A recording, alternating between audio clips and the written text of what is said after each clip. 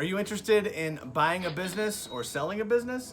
If so, you're going to want to know about post-closing transaction issues. What do you do once you've had the closing of your deal and you're ready to take over the business or hand the business off? We're going to talk about that in my final episode of this 6-part series on buying and selling small businesses.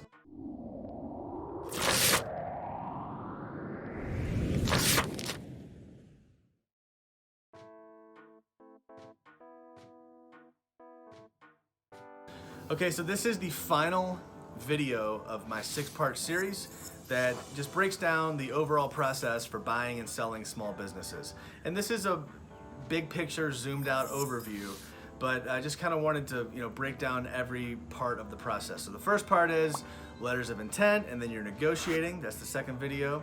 And then the third thing we talked about was the long form asset purchase agreement. Then we talked about the due diligence review period, and trusting but verifying and checking everything that you were told if you're the buyer. And the last thing I want to talk about are the 4 major issues that I always see when you buy a business and now you've taken it over and you actually have to operate the business. So 4 biggest post-closing issues for buying businesses. Let's talk about them. Number 1, post-closing consulting by the seller. So this is especially a big deal if you're new to the business, or maybe it's, you're new to the area, but there's something that's new about this business that's not a carbon copy of what you've always done. So you're gonna need someone to stay on and hold your hand and sort of train you and walk you through it.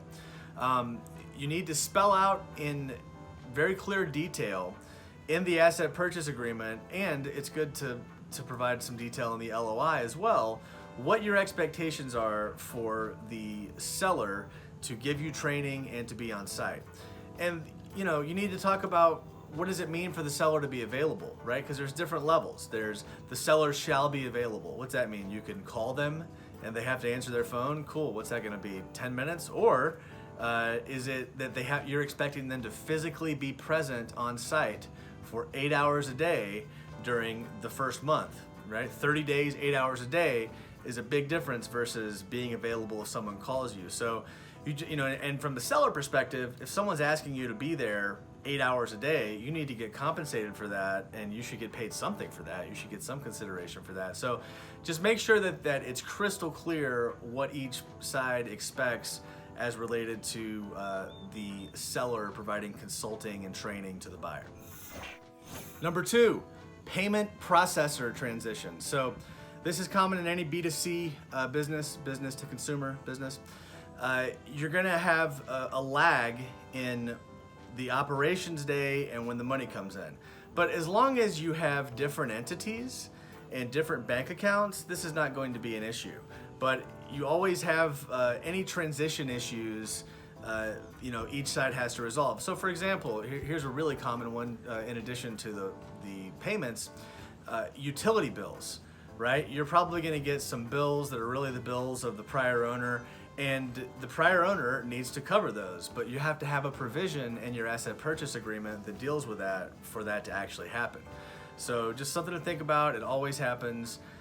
The transition issues related to expenses and revenue coming in. Another one for restaurants is huge. Third-party issues, transitioning the third-party online ordering.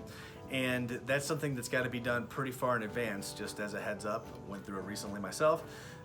So just make sure that you're thinking through the logistics of how you're going to transition all these accounts. Number 3, which I just kind of touched on, utilities transition. So one thing just to add in addition to what I was talking about in terms of, the buyer's going to pay bills that really belong to the seller and they're going to have to settle up. The buyer may want to try to keep the seller's account. Sometimes you can transfer an account as opposed to getting a new account, especially for electricity or natural gas. You typically get better rates if you have the transfer account than if you have a new account. So make sure you look into doing that. It's an easy way to save money. The 4th big area is online transition, digital transition, social media transition, anything online. So the company website, obviously you need to have control of that. You make sure you have a handoff procedure for that. Social media handles, different companies have different levels of activity on social media, but make sure you have all those logins. One thing you are going to want to keep in addition to the social media handles is the Google review and Yelp review, any of the review sites. Different industries may have other reviews, TripAdvisor, whatever it may be. It's important, especially, this business has really good reviews, and it's not just a business you're buying for the assets and you're going to rename and start over. If it's a business that has goodwill and you want to keep that name going and keep the value of those reviews, getting control of that Google reviews account is really, really important.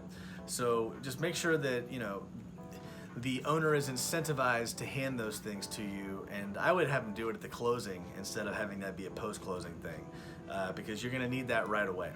So that's the fourth biggest issue that I see when I do deals when it comes to post-closing transactions and actually taking the store over. And really, you can summarize all of these things with have a good relationship with the seller.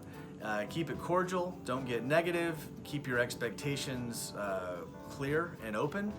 And if you do that, then everybody should be in good shape, especially if you do it from the beginning, from the LOI, you're clear about your expectations, so everybody's on the same page. We've reached the end of the 6-part series on buying and selling small businesses. And if anyone has any questions, I'd be happy to cover them. If you have any other related topics you'd like to see me take on, happy to do that as well. And I will see you with future videos. Have a good one.